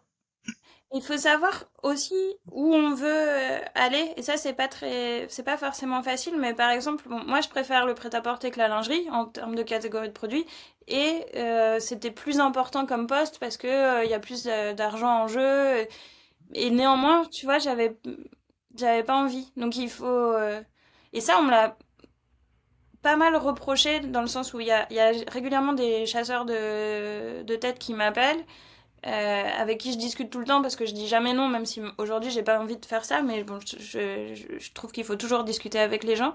Et il y a vraiment plein de gens qui m'ont dit ah mais c'est bizarre ce move d'être parti dans la lingerie, bah maintenant ça va être compliqué de revenir dans le prêt-à-porter, tu vois. Et ça m'horripile, vraiment, ça m'énerve tellement ce truc parce que moi j'avais envie de faire ça pour d'autres raisons et c'est vrai que c'était pas exactement dans le plan de construction de carrière, mais il faut savoir aussi dans quel environnement effectivement tu veux travailler et ce qui est le mieux. Moi je trouve que j'ai plus appris en étant très autonome sur la lingerie qu'en étant très cadrée sur le prêt-à-porter, tu vois, et qu'en fait, je saurais plus faire de choses aujourd'hui comme ça. Et j'avais un autre... Ah oui, toujours dans cette idée d'environnement, c'est que à un moment chez Cerise, j'ai été chassée pour aller chez Dior au prêt-à-porter, femme. Et en gros, c'était un poste de numéro 2 du studio. Donc c'était, en fait, si j'avais continué dans cette voie, c'était exactement ce qu'il fallait faire, c'était le next step, parce que après, une fois que t'as travaillé chez Dior au studio, bon, bah, tu peux à peu près tout faire. Mhm. C'était revenir dans le luxe, c'était travailler vraiment dans l'environnement qui correspond le plus à cette carrière-là, quoi. Et je venais d'avoir mon fils qui avait 6 mois. Et donc j'ai passé les entretiens avec les RH et après au studio. Et la directrice ou la personne que j'ai eue en face de moi, je sais plus quel était son poste exactement, m'a dit bon, c'est pas impossible d'avoir des enfants, mais il faut avoir un bon réseau de nounous, de babysitters et tout. Et je me suis dit mais quelle horreur! Ça, tu vois, juste la phrase, c'est pas impossible. Et donc moi, il Ouais. était tout bébé, tu vois, et je me suis dit, bah non, c'est dead, je vais pas donner ma vie à Dior, alors que bon, j'adore ce qu'elle fait, la DA et tout, et j'aurais bien aimé, mais bon, voilà, ça reste des vêtements. Ouais. C'est intéressant ce que tu dis et je pense qu'on peut peut-être explorer cette partie-là de qu'est-ce qui a changé, enfin qu'est-ce que la maternité a changé pour toi justement dans ton développement de carrière et de tes choix de vie. Bah, je dirais pas que je travaille moins, parce que je travaille vraiment toujours autant, mais je travaille plus pour moi et j'aurais du mal aujourd'hui à... Enfin, s'il fallait, évidemment, s'il faut trouver un emploi et que les horaires sont durs, bon, il faut le faire, c'est comme ça, il faut bien vivre. Mais j'aurais du mal à donner autant de ma vie comme tu le fais plus jeune pour une entreprise qui est pas la tienne, quoi. T'as plus envie d'être flexible, d'être dispo. Enfin, d'abord, t'es obligé, tu vois, il faut aller chercher l'enfant à l'école, il faut aller l'emmener à l'école. Et t'as pas envie que l'enfant ait une vie trop difficile à cause de ce que ton emploi du temps à toi, quoi. Hmm. J'essaye de garder ça en tête, que son enfance soit un peu douce et pas, tu vois, être déposé à 7 heures à l'école parce qu'il faut que tu sois à 8 heures sur les Champs-Élysées au studio, que pendant les temps de collection, et en fait maintenant il y en a tout le temps des collections, donc s'il faut bosser tous les week-ends, enfin, tu vois, j'ai pas envie de me retrouver dans 15 ans à me dire, bah en fait j'ai raté son enfance parce que j'étais en train de faire des manteaux, quoi. Hmm. C'est c'est vrai que ça remet, j'ai l'impression en tout cas, les priorités dans l'ordre Ouais, un et de peu. se dire voilà, il y a des choix de vie qu'on doit faire. C'est vrai que souvent ça, on n'y pense pas, hein, mais Non, on n'y pense pas soit du tout. moi de l'extérieur, j'ai l'impression qu'il y a cette pression, en tout cas chez les mamans, d'avoir de pouvoir tout faire en fait, la carrière, gérer son enfant et que oui, on Mm. peut potentiellement tout faire, mais ça, il y a quand même des choix de priorité, des choix de vie Il y a qu'il faut vraiment des garder, choix. Ouais. ouais, qu'il faut garder en tête le moment venu Bah, et c'est ça vaut. vraiment faux de penser que tu peux avoir une carrière incroyable et épanouissante à laquelle tu dédies tout ton temps et en même temps t'occuper bien de ton enfant et en même temps lui faire des plats équilibrés et faire du sport et faire de la musique et enfin non, Hmm. ça marche pas.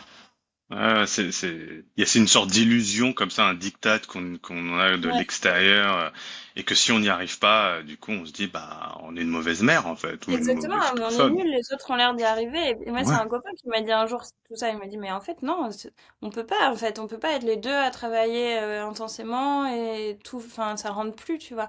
Mais alors, c'est là où travailler à la maison peut vraiment aider parce que tu peux t'occuper de ton enfant et après retravailler chez toi. Enfin, c'est quand même plus flexible, mais c'est vrai que tout le monde ne peut pas du tout faire ça et tout le monde n'a pas envie de faire ça d'ailleurs. Mais bien sûr. Ouais.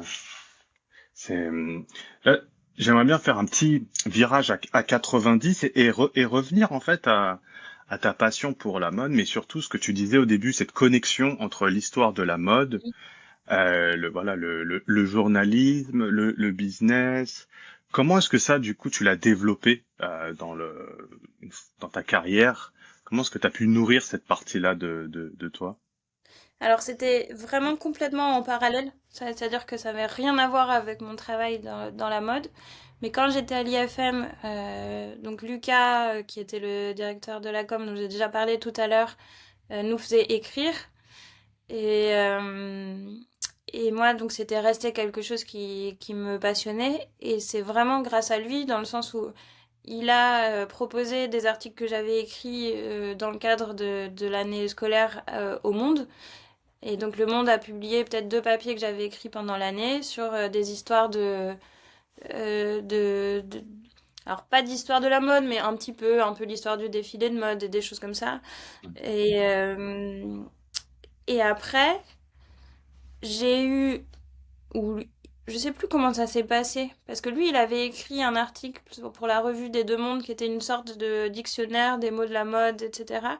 Et on s'était dit, ah, mais il faudrait qu'on écrive quelque chose ensemble, comme ça, une sorte de dictionnaire de l'histoire de la mode. Et bien plus tard, j'avais dû écrire 2 ou 3 textes, et c'est un copain dans l'édition qui m'a dit, ah, mais tu devrais le proposer à des maisons d'édition. Et je me t'ai dit, ah, mais je sais pas, j'aurais pas pensé toute seule, enfin, j'aurais pas fait toute seule et tout. Et lui, il m'a dit, non, mais si, vas-y, j'ai 3 contacts, envoie-leur et tout. Et en fait, ça les a intéressés, et j'en revenais pas, tu vois. Je me disais, mais c'est fou que ça puisse intéresser des gens, et ça s'est pas fait. D'abord parce que à ce moment-là, donc c'était un dictionnaire politique de la mode que je voulais faire, et c'était quand même assez rebutant pour plein de monde, tu vois, ne serait-ce qu'il y ait dictionnaire dans le titre, ça marchait pas trop.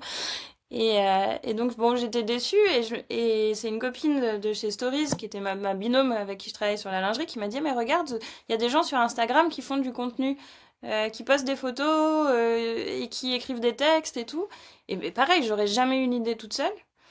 Et donc, je me suis dit, ah bah ok, au lieu de le publier en livre, bah, je vais faire un compte Instagram où je mets des photos de mode et puis je raconte des histoires de la mode.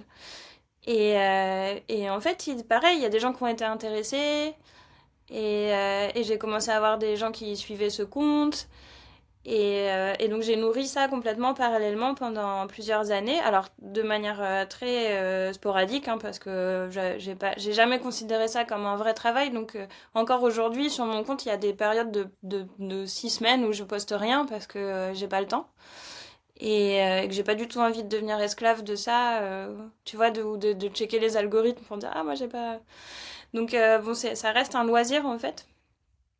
Et j'ai comme ça posté du contenu, et au bout d'un moment, c'est une maison d'édition qui m'a dit, ah, mais ça pourrait devenir un livre. Et donc c'est comme ça que premier livre a été publié, que j'ai écrit pendant le congé mat. Waouh, les effets spéciaux. Voilà, la pub. Et Ouais. Ouais, pour ceux et qui voient pas en live, je viens de montrer la couverture du livre qui s'appelle du coup Sapé comme jadis. voilà, chez Robert Laffont. Et donc j'ai profité de mon congé mat pour l'écrire. Et profiter, je dis ça ironiquement, hein, c'était horrible. Et il est sorti, et à partir de là, j'ai commencé une carrière parallèle en fait, qui a duré 2, 3 ans jusqu'à ce que je parte de Stories, parce que je pouvais plus faire les deux.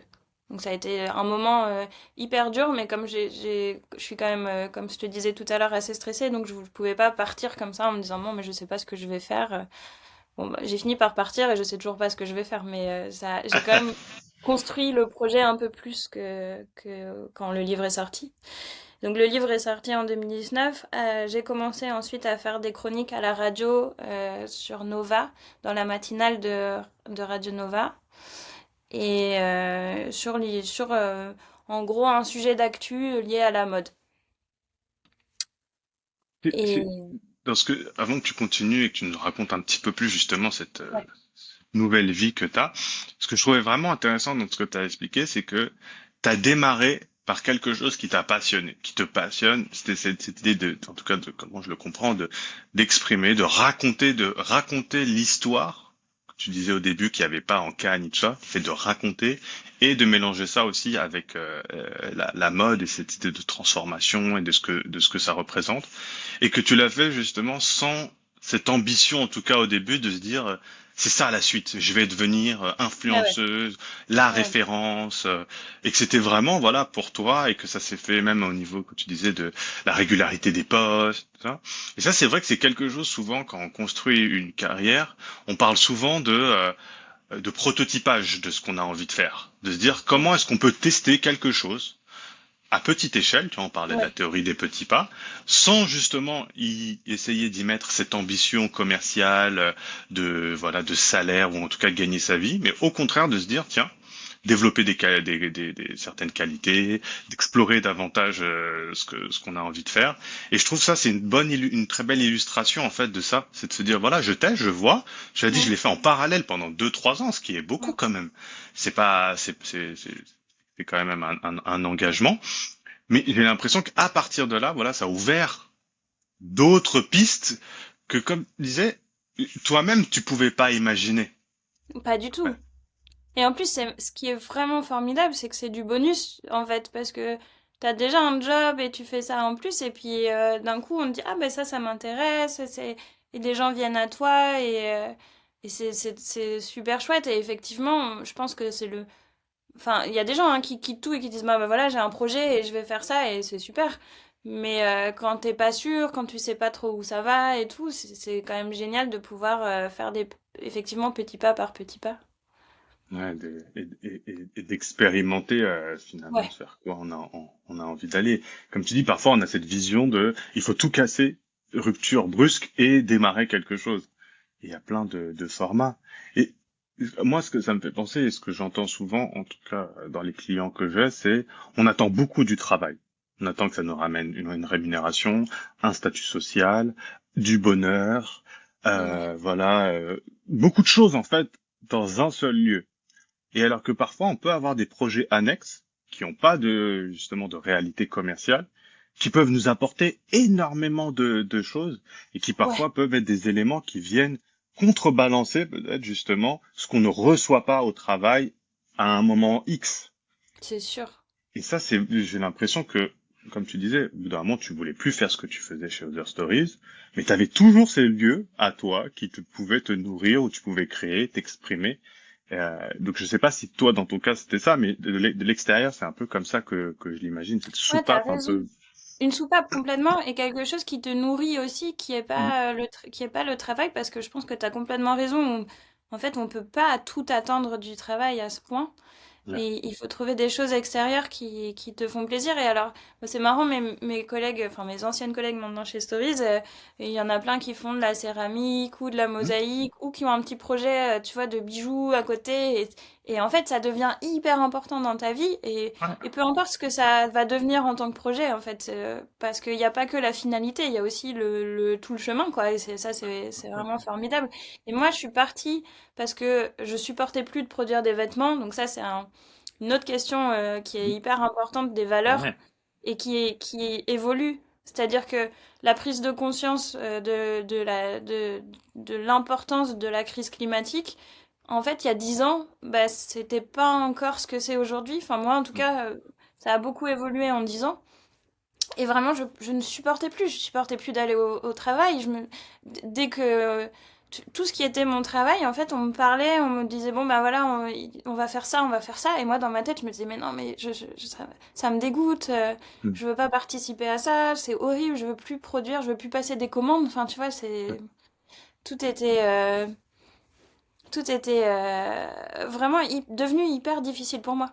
Donc, je cherchais une porte de sortie de toute façon et c'est pas facile parce que dans la production de vêtements, alors maintenant il y a énormément de choses sur la seconde main et je pense qu'il va y avoir beaucoup de travail, beaucoup Mm. de jobs qui sont liés à la seconde main, mais c'était encore émergent, tu vois, et je me suis dit, ah mais en fait je pourrais me lancer là-dedans si je dois continuer dans la mode, c'est le seul truc que j'aurais envie de faire, ou alors de faire vraiment de l'ultra luxe, de travailler chez Hermès où ils ont tu vois, un rapport à la production qui est assez différent, mais sinon, je voyais pas où aller, tu vois, je me disais, mais bon, bah voilà, j'ai fait tout ça, ça fait 15 ans que je travaille, ou 10 ans, et je sais plus où aller, quoi. Donc, Et, si t'as nourri un truc un peu à côté, ça peut t'ouvrir des pistes aussi, et des portes, et des idées vers autre chose, quoi. C'est très intéressant ce que tu dis. Encore une fois, on en revient à se connaître. Quelles sont nos valeurs? Et du coup, comment est-ce qu'on les incarne dans nos choix au Ouais, quotidien? Et là, tu le disais tout à l'heure, tu n'achètes plus rien qui ne soit pas voilà du marché primaire, uniquement du marché secondaire. Ça, c'est des vrais choix et c'est aligné avec qui t'es.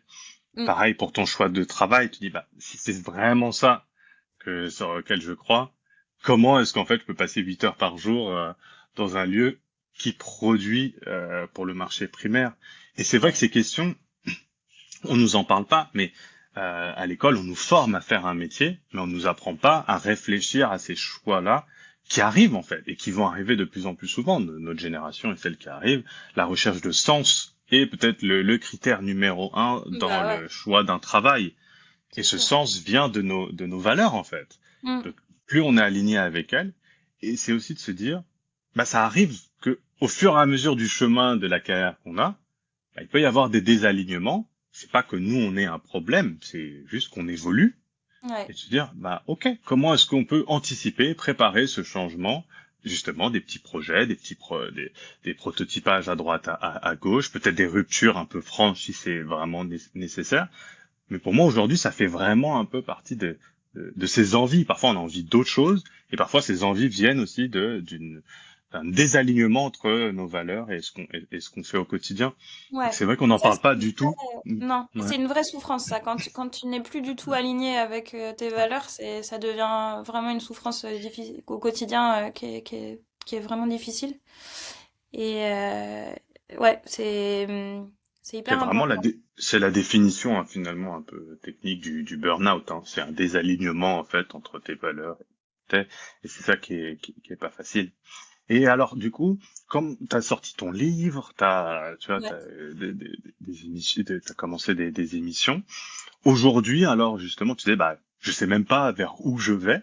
Mais alors, c'est quoi un peu les différents projets? Qu'est-ce que tu as fait? Quelles sont les compétences que toi t'as développées? Comment est-ce que tu arrives à gérer un peu justement cette étape post Other Stories? Bah, c'est quotidien. Alors, Mhm. c'est beaucoup de stress au départ et maintenant j'arrive beaucoup à me dire bon, je profite du moment et je ferai un bilan. Il faut essayer d'arrêter de faire des bilans toutes les semaines. Ça, c'est Ouais. dur, tu vois. De dire bon, Mhm. voilà, une semaine, voilà. Non, je me suis dit, je prends au moins 2 ans comme ça et je ferai un bilan à la fin. Ça va aussi avec le fait de sortir des cases et de... J'ai beaucoup de mal à, tu vois, quand on me demande quel est mon métier, en fait, je sais pas. Je sais pas quoi Mhm. répondre parce qu'il n'y a pas une étiquette du tout. Et alors là, ça fait un peu perdre pied parce qu'on est trop habitué à avoir quelque chose, tu vois, de bien carré. Et ça, c'est un autre truc aussi qui est intéressant pour les jeunes, c'est que je suis en train de construire mon métier. C'est, tu vois, qui est je savais pas trop que ça existait. Quand je voulais être journaliste, j'avais l'idée de la news en fait. Et quand j'ai commencé dans la PQR, dans la presse quotidienne régionale, je me suis retrouvée. Alors c'était bien avant le Covid, mais on avait une alerte sur la grippe aviaire H5N1 ou un truc comme ça. Et il y avait eu un décès dans l'hôpital de la ville où je travaillais, qui était une adolescente. Et je me suis retrouvée avec TF1, France 2, France 3 à courir dans les couloirs de l'hôpital pour essayer d'avoir des infos, tu vois. Et je me suis dit, mais quelle horreur ce métier, vraiment, c'est bah là pareil, tu vois direct les valeurs, tu te dis non mais c'est pas possible, je peux pas faire ça. Et après, j'étais dans un autre quotidien régional où c'était des gens qui travaillaient au desk, c'est-à-dire au bureau, qui sortaient pas du bureau et qui travaillaient des dépêches de l'AFP ou de l'agence Reuters. Et, euh, et qui étaient quand même passablement déprimés et qui me disaient non mais le travail de journaliste aujourd'hui c'est horrible, fais pas ça et tout. Et ça, enfin, ces deux expériences m'ont complètement dégoûtée. Et en fait, j'avais pas compris que le journalisme, c'était pas du tout que ça. Il y a des gens qui font du documentaire, il y a des gens qui font des formats longs, et tu vois, sur du temps plus long. Il y a des gens qui font de la télé, de la radio, de la presse écrite. Et vraiment, il y a beaucoup de métiers différents, et c'est pas que la hard news comme ça, ou la chaîne d'infos, quoi, pas du tout. Et là, je suis autrice pour moi et pour d'autres gens, ben ça, je savais pas du tout que ça existait comme travail. Enfin, il y a plein de choses qu'on découvre avec le temps, comme dans un studio de mode où tu dis, ah, mais c'est marrant, ce métier. Enfin, tu vois, il y a des gens qui s'occupent que des imprimés, c'est génial, je savais pas que ça existait, tu vois. Enfin, pour les gens qui sont en école de créa, il y a beaucoup de métiers qu'on découvre. Donc, alors, voilà, aujourd'hui, je suis à moitié autrice. Donc j'écris pour d'autres, j'écris des textes qui sont lus, racontés par d'autres personnes que moi. J'écris des livres et je présente des chroniques à la télé et à la radio. Et je continue de faire du contenu sur Instagram et je vends du contenu un peu sur Instagram. Ok. Principalement pour des institutions culturelles. C'est intéressant ce que tu disais tu construis ton nouveau métier. Et ça, je pense que c'est une notion qui est, voilà, à partir de maintenant, va devenir clé. C'est qu'on dit souvent, voilà, les métiers de demain, on les connaît pas. On sait pas à quoi ça ressemble. Ouais. Et tout est tellement, toutes les industries sont tellement en train de évoluer, de changer. Même nous, en tant qu'on va dire, employés, on n'a plus envie de faire 5 jours sur 7, 8 heures, 19 heures, tous les jours. On a envie de flexibilité, de changer, on change tout régulièrement. Et c'est vrai que cette notion de construire sa carrière, ou construire en fait comment est-ce qu'on gagne sa vie, je pense va devenir une notion hyper centrale dans nos vies, hein, parce que ça va nous demander justement de plus suivre cette voie avec une étiquette très claire et précise, comme tu disais, qui nous fait vraiment du bien, puisqu'on a notre identité, les gens savent où nous placer dans quelle case, donc c'est très bien, on n'a pas besoin de trop réfléchir, et passer justement sur un mode beaucoup plus créatif, beaucoup plus innovateur, beaucoup plus inconfortable aussi, mais qui en fait va, quand ça se passe bien, est réaligné avec tout ce qu'on veut en fait. Parce que le système d'aujourd'hui n'est pas fait pour ça. Ouais, et puis il faut aussi, je disais tout à l'heure, on apprend en faisant, et c'est vraiment vrai, et ça veut dire qu'il faut accepter qu'au début tu fais des trucs qui sont pas terribles. Tu vois, tu commences et tu revois il y a 2 ans, et tu dis, waouh, c'était pas très bien quand même. Mais bah c'est pas grave. Ouais. C'est pas grave, il faut faire des trucs pas ouf et alors ça veut pas dire qu'à la fin tu fais des trucs ouf, mais en tout cas t'essayes de t'améliorer et si en fait si tu pars du principe de qu'il faut un truc parfait au départ, bah tu fais jamais rien parce que tu vois moi je pensais à ça pour les gens qui font de la création vidéo et des trucs comme ça. Il y a plein de trucs où tu dis tu te regardes une vidéo et tu te dis ah bah c'est pas bien, enfin c'est pas drôle, c'est pas bien monté et tout. Bah ouais mais en fait ils l'ont fait. Et puis après, petit à petit, et puis souvent, ils arrivent à un truc qui est beaucoup mieux à la fin, quoi. Ça me fait penser à une notion auquel j'ai réfléchi dernièrement, justement, moi qui lance un peu mes projets, cette notion de perfection versus excellence. Et j'avais jamais trop réfléchi à ça. Et c'est vrai que cette idée de perfection, tu dis voilà, c'est le standard, c'est nickel, tout est voilà parfait, hein. Et en même temps, c'est figé, ça n'évolue pas. Mm. Mais c'est pas qui on est. Nous, on n'est pas parfait. On continue à bouger. On a des envies différentes. Les standards évoluent. Ce qui était parfait aujourd'hui ne sera pas parfait demain. Donc, en fait, tout ça, c'est en dehors de notre zone de contrôle. On sait pas si c'est parfait. Par contre, ce qui est dans notre zone de contrôle, c'est plus l'excellence. C'est est-ce que je suis en train de donner le meilleur de moi-même? Est-ce que je suis en train d'évoluer? Est-ce qu'à chaque vidéo, chaque étape que je suis en train de faire, j'apprends, je change, pour selon les critères que moi je pense sont les bons. Et ça, c'est quelque chose qui est dans ta zone de contrôle sur toute ta vie en fait. Et c'est une fois que tu changes ton mindset un peu autour de ça, bah tu te rends compte que c'est plus le regard des autres qui est important. C'est plus les standards extérieurs, c'est de se dire OK, sois honnête avec toi-même. Est-ce que tu as donné le maximum dans cette vidéo, dans cet article, dans ce paragraphe? Peut-être pas. Bon, OK. Bon, essayons d'améliorer et on en revient à la théorie des petits pas. Ouais. Ça avance et ça s'améliore. Et comme tu dis, après, les gens, ça peut devenir beaucoup plus gros. Regarde, toi, ta communauté avec SAP comme jadis, petit à petit, ça a évolué. J'imagine que c'est ça aussi qui a permis aussi d'ouvrir de nouvelles portes, tes premiers articles. T'as travaillé pour quelqu'un, plus ça t'emmène vers quelqu'un d'autre qui parle de toi et ainsi de suite. Et comme tu dis, demain, t'as aucune idée de ce que ça peut donner. Ouais. Ouais. Et ça, il faut aussi essayer de se déstresser, tu vois. Moi, je me dis, bon, bah voilà, si j'arrive pas à gagner ma vie comme ça, je retrouverai un travail, mais ça aura pas été perdu, en fait, tu vois. Ouais. Pas du tout. C'est pas parce que je pense que j'étais comme ça vachement avant de me dire ah bah tu vois la honte tu te barres pour faire un truc et puis ça marche pas et ben non en fait pas du tout la honte Ouais. parce que tu penses pas du tout tu vois tu te dis ah ben pour moi ça va être la honte mais si tu vois quelqu'un d'autre à côté faire ça tu vas pas te dire ah bah la honte il a pas réussi jamais tu vas dire ça de quelqu'un Non. d'autre donc pourquoi tu te le dis pour toi-même tu vois. Ah, ce, ce dialogue intérieur est assez fou. Une des choses qu'on essaye de transmettre en coaching, c'est comment se parler à soi-même. Et quand tu fais cet exercice-là, tu dis, ce que tu es en train de te dire là, est-ce que tu le dirais à quelqu'un d'autre? Et jamais tu te parlerais de cette façon à quelqu'un d'autre, en fait. T'oserais même pas, tu te regardes. Tu dirais, mais qui est cette personne qui parle comme ça à quelqu'un d'autre? Et tu dis, pourtant, toi, tu te le fais à toi-même et tu Ouais, dois vivre avec toi le restant de tes jours.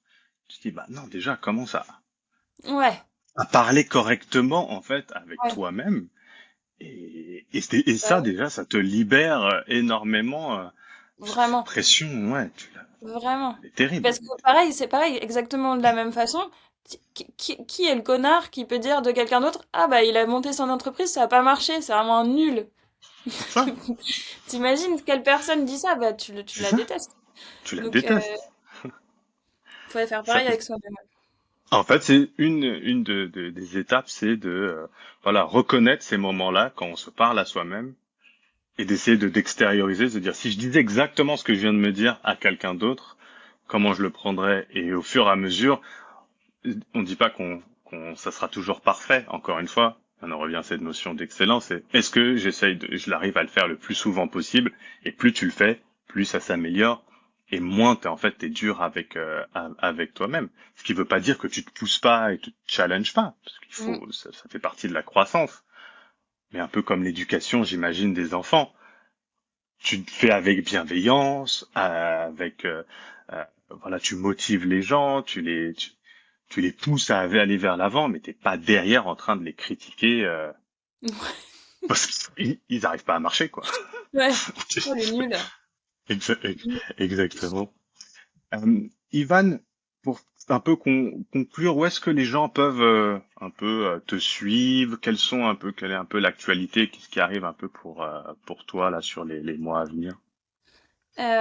Alors, je suis chroniqueuse dans une émission qui est présentée par Stéphane Bern sur Europe 1 tous les après-midi qui s'appelle Historiquement Vôtre. Moi, j'ai une chronique qui est hebdomadaire, qui est pas tous les jours, sur l'histoire de la mode. Donc, c'est très généraliste hein, parce que c'est pour un public qui est pas du tout spécialisé dans la mode. Moi, j'aime vraiment beaucoup faire ça.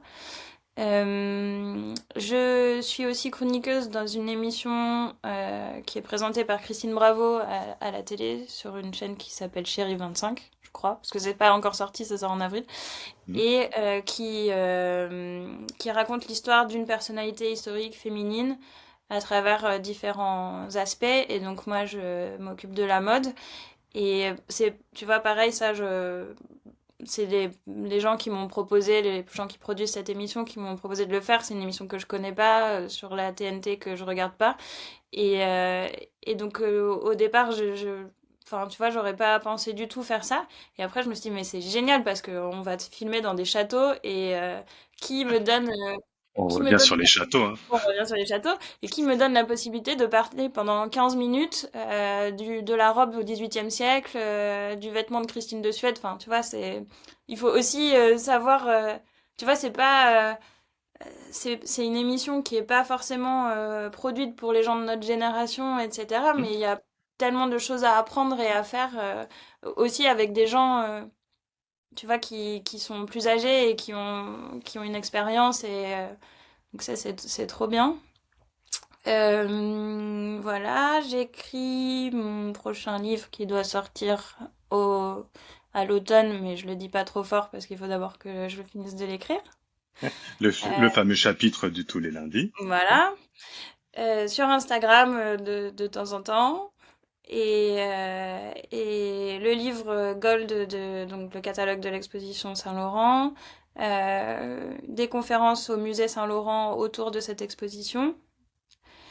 Et voilà pour l'instant dans les projets les plus aboutis.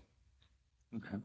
Et est-ce qu'il y aurait quelque chose dont on n'aurait pas parlé, que toi tu voudrais peut-être dire, peut-être des choses à regarder, des choses à inviter les gens à regarder quelque chose en particulier, tu penses qu'il est important?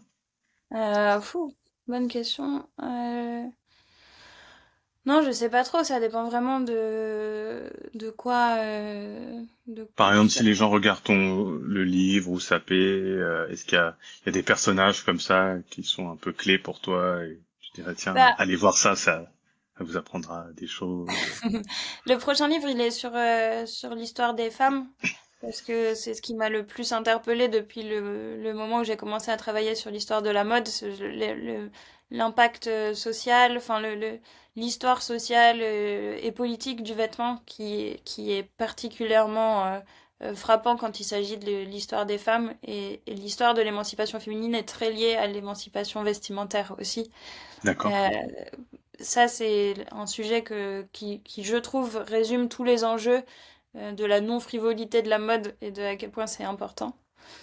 Et non, bon, si les gens, pour les gens passionnés de mode, il y a quand même un certain nombre maintenant de podcasts, de livres qui traitent un peu de tous les aspects de l'histoire, mais aussi de la façon dont on travaille à l'intérieur des maisons de mode, des différents métiers, les podcasts qui invitent des gens justement qui font des métiers différents. Et, bah, il y a beaucoup, beaucoup de choses pour se renseigner qui, je trouve, n'existaient pas à notre époque. J'ai l'impression que ça fait 50 ans, mais Mhm. Ça va c'était plus vite. difficile de trouver de l'info quand même. Ouais. Non, mais c'est ce que tu disais encore. Faut rester curieux et après aller chercher les sources. Maintenant, il y a beaucoup plus de choses, hein. Et même là, l'échange qu'on est en train d'avoir est exactement sur ce même thème-là. Tout est disponible aujourd'hui, donc soyez curieux, faites-vous confiance, comme on a dit, et créez un peu votre carrière, votre Votre avenir. voix. Ouais. Ouais, exactement. En tout cas, moi, c'est ce que je retiens de notre conversation et que c'est un peu ces trois grandes idées que je retiens. En tout cas, merci beaucoup, Ivan, d'avoir participé. Merci. C'était encore un vrai plaisir. Alors, est-ce que vous avez retenu quelle sera la tendance de la saison prochaine? Le pourpoint, cette veste matelassée portée sous une armure. Je ne sais pas vous, je me suis beaucoup amusé en découvrant les 1001 histoires du parcours d'Ivan. Personnellement, ce que j'ai le plus apprécié, c'est son authenticité à raconter chaque challenge et difficulté rencontrée, ainsi que sa grande générosité tout au long de notre conversation. Aujourd'hui, il semblerait qu'Ivan ait trouvé sa voie. Mais qui sait, quel nouveau format elle nous inventera demain. Donc que pouvons-nous retenir de notre conversation? Numéro 1, l'importance de toujours apprendre et de se cultiver sans cesse. Suivez vos passions et intuitions. Apprenez, geekez, développez une expertise sur un sujet qui vous passionne. Il est possible qu'à première vue, cela n'apporte aucun bénéfice immédiat, et sur le long terme, il est possible que cela devienne un élément clé de votre projet professionnel. N'oubliez pas que la rigueur, la discipline et la curiosité sont des compétences transférables dans de nombreux domaines.